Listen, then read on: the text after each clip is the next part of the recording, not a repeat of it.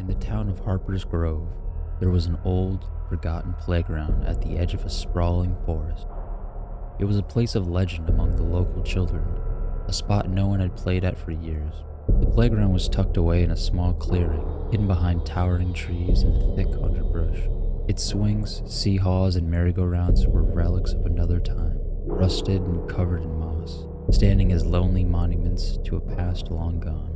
The children had all heard the stories. The playground was haunted, they said. It was a place where strange things happened, where kids who ventured too close would hear eerie noises or see shadowy figures lurking just out of sight. But like all legends, the mystery of the playground only made it more intriguing to those who were young and bold enough to seek it out. One afternoon, a group of friends, Sam, Lily, Ben, and Jason, decided to explore the playground. They gathered at the edge of the forest, backpacks filled with snacks and flashlights, ready to uncover the truth behind the playground's eerie reputation.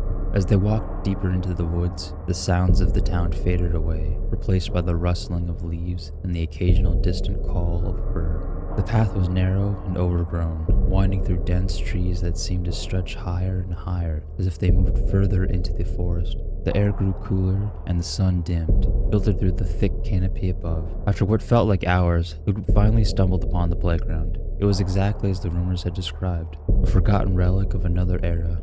Its once bright colors now faded and dull, the metal structures corroded by years of neglect. Swings creaked softly in the breeze, their chains rusted and brittle, and the merry-go-round stood still, its chipped paint revealing patches of bare metal underneath. For a moment, the group hesitated, taking in the eerie sight. The playground seemed out of place, as if it didn't belong in the world they knew. But their curiosity was stronger than their fear, and they quickly began exploring, their voices breaking the heavy silence that hung over the clearing. Lily was the first to notice something strange. As she walked around the merry-go-round, she saw footprints in the dirt, small, child-sized prints that led to the swings but stopped abruptly at the edge of the clearing. "Hey, guys, look at this," she called out. The others gathered around, their excitement turning to unease as they followed the prints with their eyes. "Maybe someone else was here recently," Ben suggested, though he didn't sound convinced. Jason shook his head. "No way. The footprints look fresh, but there's no sign of anyone else around." He glanced nervously at the trees, half expecting to see someone or something watching them. Sam, the unofficial leader of the group, tried to shrug it off. "Let's not get too spooked. It's just an old playground. Let's see if there's anything cool here." They split up to explore, but the feelings of unease lingered. The deeper they delved into the playground, the more unsettling the atmosphere became.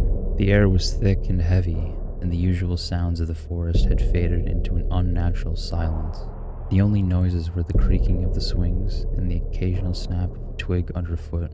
As they poked around the playground, Sam noticed something odd about the merry-go-round. It was slightly tilted, as if one side had sunk into the ground. When he stepped closer, he saw that the earth beneath it was disturbed, as if something had been buried there recently. "Hey, come check this out," he called out to the others. They gathered around, staring at the uneven ground. "What do you think is under there?" Lily asked. "What do you think is under there?" Her voice barely above a whisper.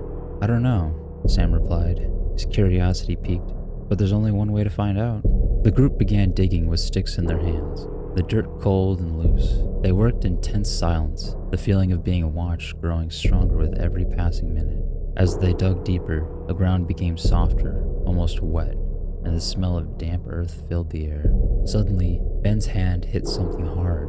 He yelped out in surprise, pulling back as if he had touched something hot. "There's something down in there." His voice trembling. Sam leaned in, brushing away the dirt to reveal a wooden box, old and rotting, its edges worn smooth by time. They pulled it out of the ground and set it on the uneven floor of the playground. The box was small, just big enough to hold a few trinkets, and it was locked with a rusted padlock. Lily found a rock and used it to break the lock, the metal crumbling under the force. It was weak from the rust. With a sense of foreboding, they opened the box. The hinges creaked loudly in the silence. Inside, they found a collection of small, faded objects, a child's shoe, a broken toy car, a weathered photograph of a group of children standing in front of the playground. The group stared at the contents in stunned silence, the weight of the discovery settling over them. The photograph was old, the edges frayed. The children in the photo had wide, innocent smiles, but there was something off about their faces. something that made the hair on the back of their neck stand on end. At first, it was hard to pinpoint what was wrong. The faces seemed normal, but the longer they looked, the more distorted they appeared. The eyes were too big, the smiles too wide, and the skin too smooth, like the features were melting and blending together, turning into sinister smiles and expressions. Jason dropped the photo in horror. "What the hell is that?" His voice shaking. Lily picked up the photo again, her hand trembling. As she stared at it, the faces seemed to shift and warp before her eyes, distortion growing worse. "It's like their faces are changing," she whispered, unable to look away. Then Ben gasped, his hand flying to his own face. "Guys, something's wrong," his voice barely above a whisper. The others turned to look at him, their blood running cold. Ben's face was changing too. Slowly at first, but unmistakably. His features were subtly shifting, the angles softening, his eyes widening, his mouth stretching into an unnatural grin. It was as if his face was becoming like the ones in the photograph, distorted, inhuman. "Ben, we need to go," Sam said, his voice trembling with fear. But Ben didn't respond. He seemed lost in a trance, his eyes fixed on the photo, his expression a grotesque mimicry of the children in the picture. The air around them grew colder, and the laughter they had heard earlier returned, louder and more sinister. The swings began to move on their own, the chains rattling as if they swung back and forth. The merry-go-round creaked into motion, spinning slowly. "Ben, snap out of it!" Jason shouted, grabbing his friend's arm and shaking him, but Ben's eyes were glazed over, his body stiff as if he was no longer in control. Lily screamed as she looked closer at Ben, realizing his face was no longer his own. It had fully transformed into the same grotesque, distorted image as the children in the photograph. The realization hit them like a punch to the gut. Whatever curse had befallen those kids in the picture was happening to Ben. Sam grabbed Ben's other arm, and together with Jason, they began to drag him out of the playground. Ben struggled weakly, his distorted face twisting in fear and confusion. But the other two boys didn't let go. They pulled him through the underbrush, the eerie laughter following them, echoing through the trees like a taunt. Lily ran ahead, clearing a path as best she could, her heart pounding in her chest. The forest felt alive around them, shadows stretching and shifting as if something was chasing them. The laughter grew louder, more frantic, as if the unseen children were drawing closer, surrounding them. Finally, they burst out of the woods and into the safety of the open fields, their breaths coming in ragged gasps. They didn't stop running until they reached the outskirts of town, where the familiar sights and sounds of home brought a fleeting sense of relief.